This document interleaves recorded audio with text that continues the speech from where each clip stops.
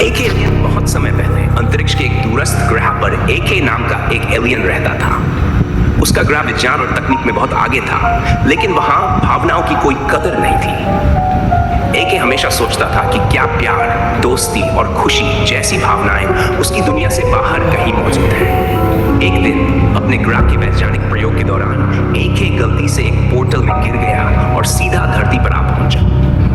वो भारत के एक छोटे से गांव में उतरा जहां लोग उसे देखकर डर गए। उसकी अजीब सी चमकती आंखें, लंबे पतले हाथ और चांदी जैसे शरीर ने सबको चौंका दिया। गांव वालों ने उसे राक्षस समझ लिया और उसे पकड़ने की कोशिश करने लगे। भागते भागते एक छोटे लड़के रोहन के घर के पास पहुंचा। रोहन निडर था और उसने एके को छुपा लिया। धीरे धीरे दोनों में दोस्ती हो गई। रोहन ने एके को इंसानों के भावनात्मक पहलुओं के बारे में समझाया, जैसे प्यार, भरोसा और दोस्ती। एके को यह सब बहुत अजीब लेकिन रोमांचक लगा। इसी बीच सरकार को एके के बारे में पता चल गया। वैज्ञानिक और सैनिक उसे पकड़ने के लिए गांव आ पहुंचे। रोहन ने एके को भागने में मदद करने का फैसला किया।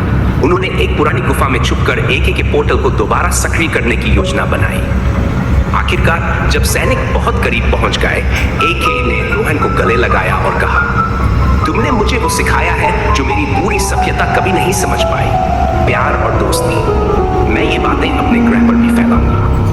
पोर्टल खुलते ही एके उसमें कूद गया, लेकिन जाते जाते उसने एक चमकती हुई पत्थर जैसी वस्तु रोहन को दी। वो कोई साधारण पत्थर नहीं था। उसमें एके का संदेश था, प्यार और दया ही हर समस्या का हल है।